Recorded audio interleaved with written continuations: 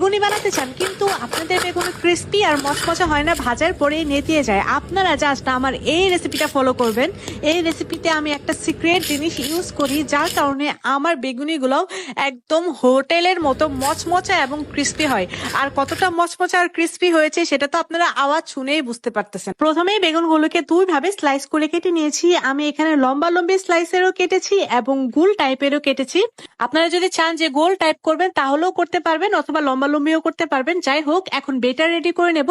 তার জন্য 1 কাপ বেসনের ভেতরে দিয়ে দিয়েছি হাফ কাপ চালের গুঁড়া এবং 2 টেবিল চামচের মতো ময়দা। দিয়ে দিয়েছি সামান্য লবণ এবং দিয়ে দিয়েছি হাফ চা চামচের মতো গরম মশলার গুঁড়া, 1 চা চামচের মতো লাল মরিচের গুঁড়া, হাফ চা চামচের মতো হলুদের গুঁড়া এবং 1 চা চামচের মতো দিয়েছি আদা রসুন বাটা এবং দিয়ে দিয়েছি কিছু কালো জিরা।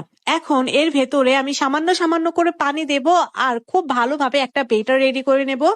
একবারে অনেকটুকু পানি দেওয়া যাবে না, জাস্ট সামান্য সামান্য পানি দিব আর এটাকে খুব ভালোভাবে গুলিয়ে নেব, কারণ বেটারটা আমরা একটু ঘন রাখবো। বেটারটার দিকে খেয়াল রাখতে হবে, কারণ বেটার যদি পাতলা হয়ে যায় বেগুনি কিন্তু ভালো হবে না। এখন একটা সিক্রেট জিনিস দেব, সেটা হচ্ছে বেকিং সোডা। এই বেকিং সোডাটা দেওয়ার কারণে আপনাদের বেগুনি একদম ফুলকো ফুলকো মচমচে এবং ক্রিস্পি হবে। এখানে আমি প্রায় হাফ চা চামচের মতো বেকিং সোডা দিয়ে এটাকে খুব ভালোভাবে নাড়িয়ে চাড়িয়ে মিশিয়ে নিচ্ছি। দেখতেই পাচ্ছেন এটা কতটা ঘন বেটার হয়েছে। আমি আরো একটু পানি মিশিয়ে আরো একটু বেটারটাকে পাতলা করে নিলাম, মানে বেটারটা হবে এরকম, অত বেশি পাতলাও না অত বেশি ঘনও না। এখন এখানে 1 টেবিল চামচের মতো তেল আমি খুব গরম করে নিয়েছি। গরম করে সেই গরম তেল বেটারের ভেতরে দিয়ে বেটারটাকে খুব ভালোভাবে তেলের সাথে মিশিয়ে নিলাম। এটা স্কিপ করা যাবেন না, অবশ্যই দিবেন। তারপরে এখন একটা করে বেগুনের স্লাইস নেব আর বেটারে চুবাবো আর এভাবে গরম ফুটন্ত গরম তেলে ছেড়ে 2 থেকে 3 মিনিটের মতো ভেজে নিলেই তৈরি হয়ে যাবে ক্রিস্পি ক্রিস্পি বেগুনি। তো দেখতেই পাচ্ছেন কতটা ফুলেছে। আপনারা জাস্ট এইভাবে একবার হলেও বাসায় বেগুনি বানাবেন, দেখবেন যে কতটা ক্রিস্পি হয়।